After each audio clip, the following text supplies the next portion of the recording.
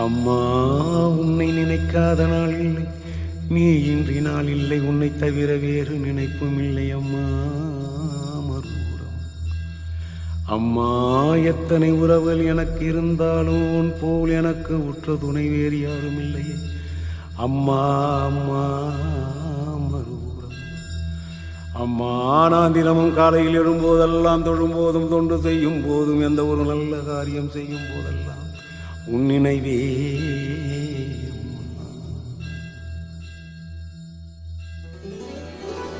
ஒன்ன நினைச்சு நான் எந்த ஒரு நல்ல காரியம் செஞ்சாலும் அம்மா அது நல்லா நடக்குது அம்மா, நல்லா நடத்தி வைக்கிற அம்மா.